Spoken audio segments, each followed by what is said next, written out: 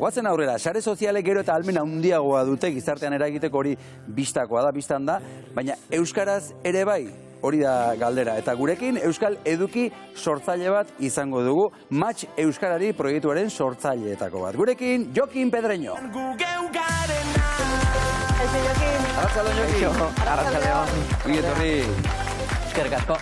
Bueno, hau izan da, Badalabek sortutako beka baten ondoren, ez da? Beka horretara aurkeztu zarete. Konta iguzu, nola izan da? Nola aurkeztu zarete? Nola izan da prozesua? Bueno, hasieran bildu ginen sortzaile batzuk ikusi eta beharra zegoela, bai, euskal sortzaileak antolatzeko, zerbait sortzeko, eta azken finean gure helburua zen euskal edukiak sustatzea sare sozialetan ikusten genuelako hutsune handi bat horrez.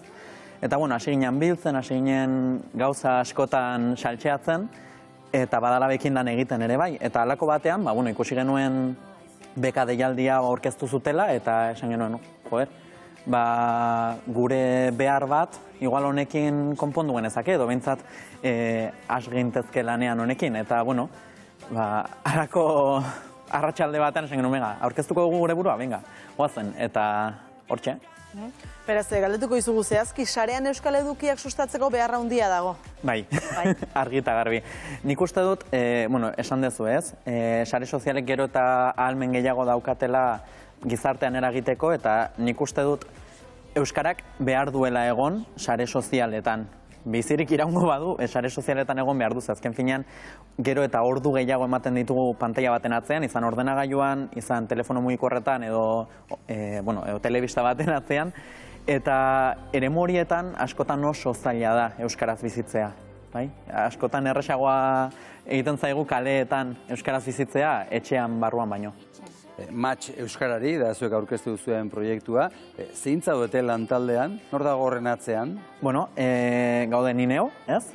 Iruñe Astiz, iruindarra, eta gero, Helene, abizena ez dakitu hain. Orain ari gara bereek ikusten, hortxe haude irudietan. Hortxe ikusten dugu, bai. Horiek dira zure lantaldea beraz, bai, Ele Melons, hoxe. Eta beste hizkuntza gutxituen komunitateetan ere, egoera berdintxua da? Berdintxua baino egoera berdintxuan egon dira, ez? Nik uste adibidez galegoekin elkarlanean hasi ginen ekainean, eta katalanak ere hor begi, egon geha saltxeatzen, zertan nahi dien, eta nik uste haiek hasi direla, eta haiek gu baino aurrerago doazela, bai? Azkenean haiek badazkate proiektu batzuk, hasi dira antolatzen, eta Euskal Herrian behintzat ez dut ikusten mugimendu hori. Eta nola sustatu daiteke hor elkarlan bat, bakoitzak bere hizkuntzari uko egin gabe? Adibidez, guk ekainean, Badalaben bertan, sortu genuen espazio bat elkarlan hori sustatzeko, ez? Galegoekin egin genuen zuzeneko bat Twitch bidez, eta kontua zen, oain arte espazio guztietan Euskaldunok uko egiten geniola gure hizkuntzari. Adibidez, Galizan bertan sortu zuten YouTubeiras proiektua, eta bertan, kontziren gonbidatu batzuk Asturiasgoak, Galizakoak, Kataluniakoak, bakoitzak bere hizkuntzan hitz egiten zuen, eta Iruñe juntzan, baina gazteleaz egin behar izan zuen, ez? Ez dagoelako ezer Euskaldunok gure hizkuntzan hitz egiteko edo hitz egitea bermatzeko, ez? Orduan guk ekainean bildu ginen, eta hori konpontzeko, nolabait jarri ginen pixkat forma kutrean edo, ni itzulketa simultanioa egiten nik galegoz dakit. Orduan nik egin nuen itzulketa eta Iruñe eta Helene aritu ziren euskeraz, eta nik momentuan itzultzen galegora, baina karo, edonork ezin du hori egin. Hor euskerak duen gabezia zentzu hortan da nahiko bakarrik gaudela, ez? Ez da hizkuntza erromantze bat, orduan beste komunitate batzuekin komunikatzeko azkenean euskeraz jakin behar dute, bestela beste hizkuntza batean egin behar dugu. Beraz, edukiak sarean zabaltzerako orduan, ez dago euskarazko azpititulo jartzeko modurik? Automatikoki behintzat ez, hor ikusten ari dira pantailan ikusleek ez, bideo batzuk, eta nik YouTubeko bideoetan jartzen ditut eskuz.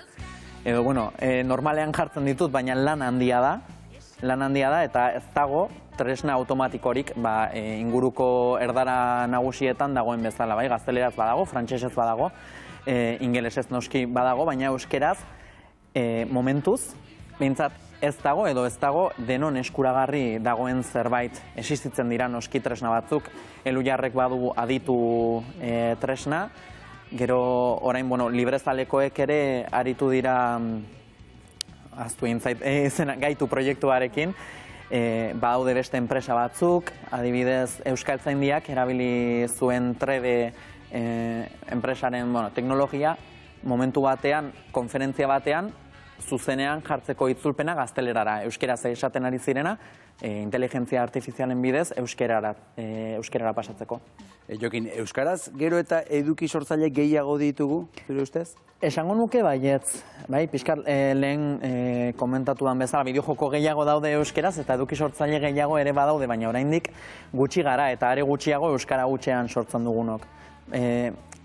Badago jendea, noiz behinka euskara sortzen duela zerbait, edo bat ere ez, baina euskara gutxean sortzen duen jende gutxi dago, baina geroz eta gehiago. Adibidez, Iruñe Helen eta Hirurok bildu ginenean, hasieran egin genuen lehenengo gauza izan zen mapeo bat. Nola dago komunitatea ez?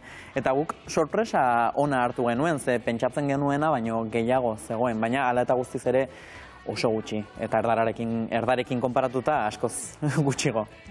Zuk esana irakurriko dut, nik badakit nire edukiak euskaraz sortzen ditudalako dauzkadala jarraitzaileak. Bai, elkarrizketa askotan esan izan dut hori, eta nire ustez egia da, azken finean jende askok esaten du, nola sortzen duzu euskaraz, euskararaz etzera inora iritsiko, edo bai, ez? Ze azken finean batzuek sortzen dute gazteleaz edo frantsesez jende gehiagoren gana iritsiko direlakoan edo, baina nik argi dakat ditudan jarraitzaileak direla euskaraz sortzen dualako, ze nik egiten dudana gazteleraz ez daka inungo berezitasunik, baina euskaraz bai, nik gogoan dut hasi nintzanean bideoak igotzen 2008an, konfinamendu garaian, jende askok esaten zian, ostia, zure bideoa da euskaraz ikusten duan lehenengoa TikToken. Eta nintzen izan lehenengo sortzailea noski, baina azkenan hain gutxi zeuden, jende askorentzat ni izan nintzala lehenengoa. Eta horrek ere puntxa ematen dizu ez, azkenean jende jarretzen zuen, handa, eduki interesgarria eta euskaraz, jarraituko dut, eta horrek laguntzen du pilo bat, bai. Bai, hor azkenean ez, beste hizkuntza batean, ona baldin bazera ez noski, baina beste bat gehiago izan zintezken hasiera batean ez, eta euskaraz, uste dut ez, jendeare konstiente dela ez, horrek ze autu dakarren atzetik, eta gero erreferente izatearen, aberastasun hori ere, ez, bandera hori eraman dezakezu baita ere. Bai, azkenean da zuk esan dezuna askotan, adibidez, Aiorarekin egin nuen ikastaro bat, Aiora Probatxo, ezagutuko duzu, noski. Eta berak esaten zuen, ASMR-a zenbatek sortzen dute, baina ASMR euskeraz ni bakarrik nago. Orduan jendeak esaten zian, joder, ASMR-a eta euskeraz ze ondo, ze guai, eta inkluso euskaraz ulertzen ez zuen jendiak ere esaten zion, ze azken finean eduki hori kontsumitzeko ez duzu zertan euskaraz jakin. Eta sareak aipatzen ditugu, etengabe, ze sarez ari gara, sareak diogunean? Gu Hirurok behintzat sortzen dugu batez ere TikToken, YouTubeen eta Twitchen.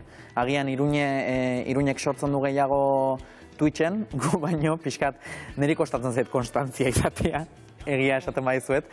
Helen gehiago dabil TikToken eta ni batez ere TikToken, baina YouTubeen eta Twitchen ere aritzen noizenka. Eta nik Instagram modan zegoelakoan. Instagram ez dut asko erabiltzen egia esan. Hori izan da boomer baten komentario. Ez da, gutxi gora bera. Bai, Amaia, ze hausnarketa egingo duzuzuka? Bai, askotan aipatzen da identitatea eraikitzeko ezinbestekoa dela, talde baten partaide sentitzea, eta hemen ere iruditu zait gauza bera gertatzen dela, alegia euskarazko komunitatea sortzea dela, lehenengo pausua, erreferenteak izatearen garrantzia ere aldarrekatuko nuke, euskarak bere lekua izateko baliabideak behar dituela, eta euskaraz sortzeko eta partekatzeko premia eragin. Euskaratik eta euskaraz, guretik eta guretzat, eta Etxeparek zioen moduan bazabaldezagun mundura, idazteko ez ezik jolasteko eta jokatzeko ere balio duelako euskarak. haunditu aurre kontuak atera ditzagun aurretik, gero damuaren mamua etorri aurretik eta zintzilikatu ditzagun euskarazko edukiak euskara zintzilik geratu ez dadin. Haupa, Amaia Agirre, eskerrik asko gaur ere gut zintzilik ez ustegatik. Gusten, astelenetan nola etortzen den. Ze ondo, hau dago astea, ondo astea. Eta eskerrik asko, Josu eta Jokin, badago premia, eta egiten duzuen horregatik. Eta zorte hon, animo. Eskerrik asko. Eskerrik asko denoi.